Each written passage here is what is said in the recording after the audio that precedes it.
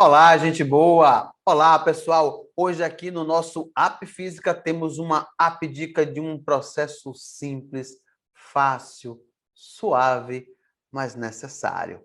Então vamos a ele.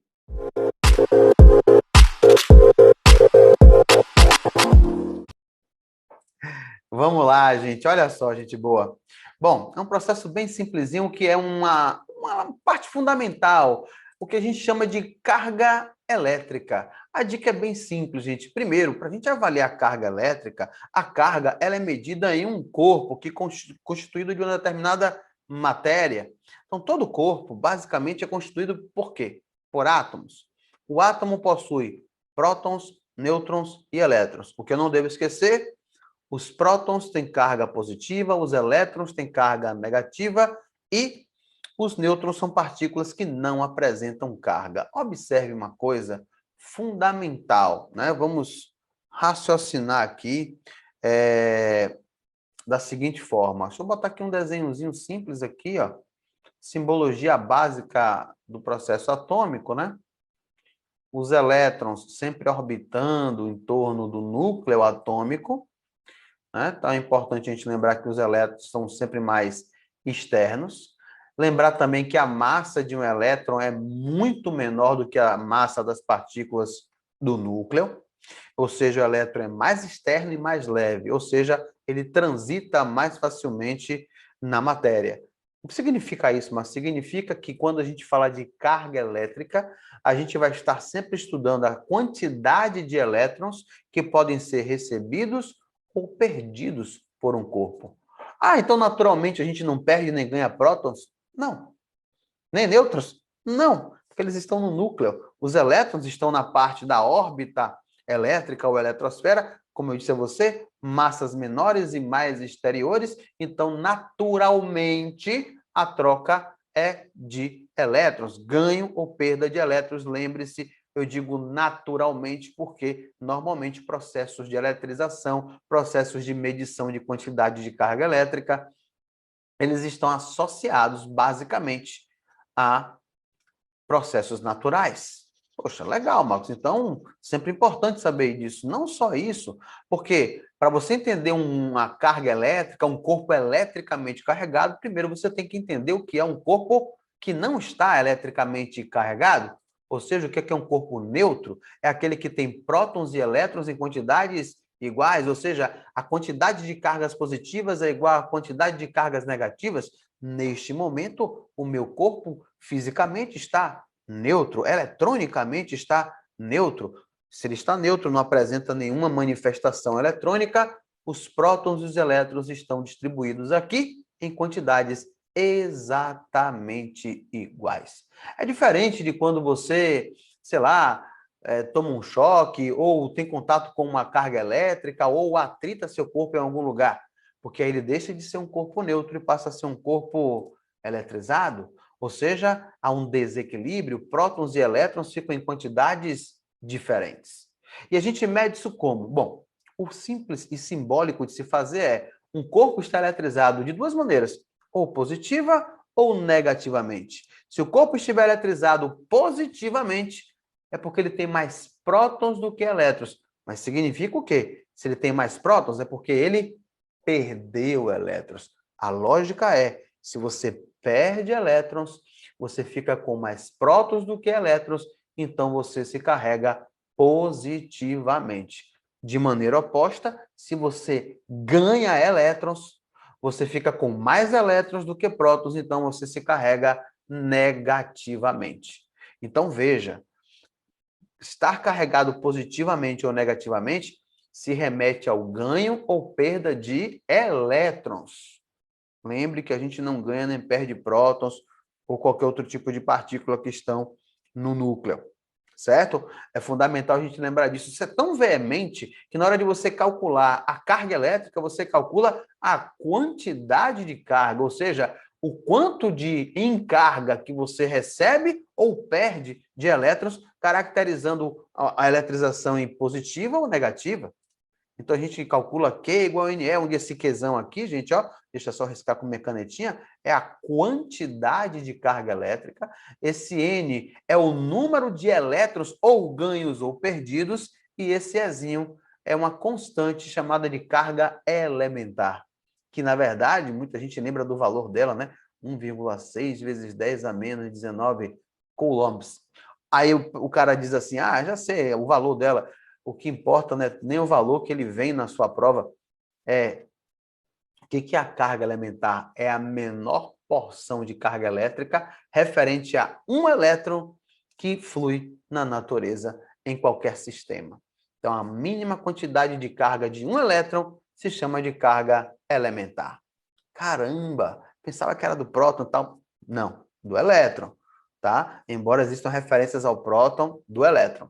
Bom, qual é a dica, Marcos, então, desse processo todo? Porque são processos muito básicos. Eu concordo com você, muito básicos. Mas imagine, por exemplo, se alguém fica positivo ou negativo, tem basicamente 3 processos de eletrização que abordam isso. A eletrização por atrito, a eletrização por contato, a eletrização por indução. Não entraremos no mérito de todas elas, mas só como exemplo básico, a eletrização por atrito, por exemplo.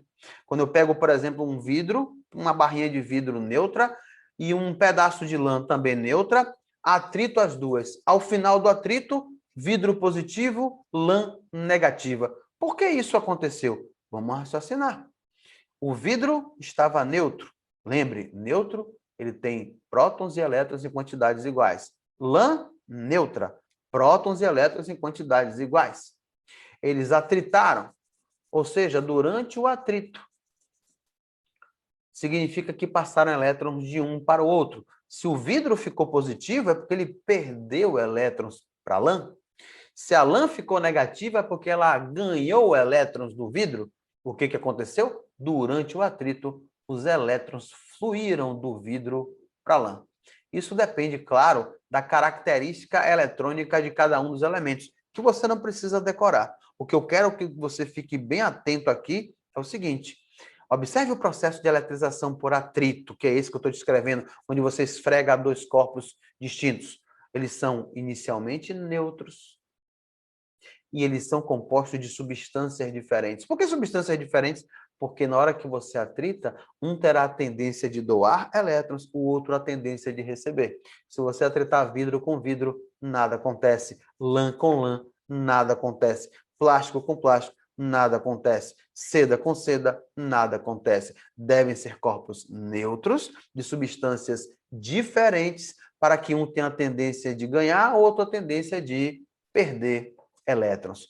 E isso depende da natureza eletrônica de cada um. Se eles têm a mesma natureza eletrônica, ou seja, são compostos de matérias iguais, nada acontece. O que determina isso no final?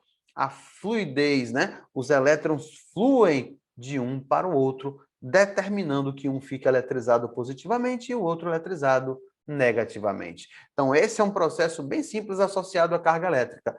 Poxa, mas o vestibular entra nesse mérito? Não só entra nesse mérito, gente boa, como agora na prova de 2020 do Enem, ele entrou.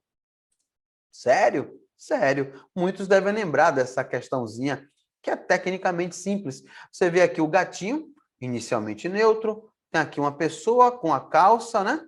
Inicialmente neutra também. Ele vai lá, se esfrega na perna da pessoa, ou seja, passa por um processo de atrito e depois ele fica todo arrepiado, ou seja, ele se eletrizou, os elétrons que estão ali, eles começam a criar um processo de repulsão, e aí os pelos ficam eriçados, e ele diz, eu odeio eletricidade estática.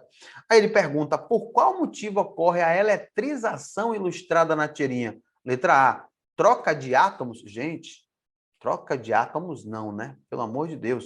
É uma fluidez de elétrons. Diminuição do número de prótons. Você nem ganha nem perde prótons, ou você ganha ou você perde elétrons.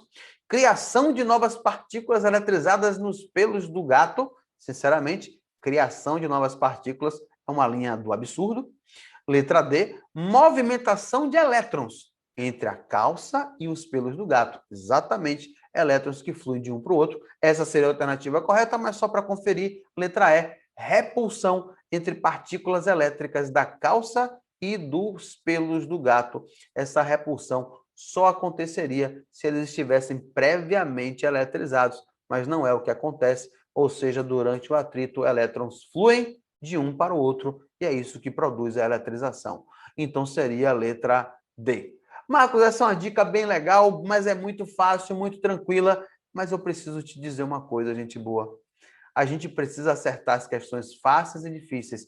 Eu estou trazendo aqui a cada dica questões muito técnicas, mas de vez em quando é bom trazer uma questão fácil. Por quê? Porque o problema do fácil é que você tem a obrigação de acertar. Se você errar as questões mais simples, você vai ter muita dificuldade em recuperar a sua pontuação durante a prova. E quer saber? Coloca uma coisinha na cabeça que é importante para você que está disputando uma vaga no vestibular, independentemente do curso que você está fazendo ou pretende fazer. Nada é tão difícil, complexo, que você não possa resolver.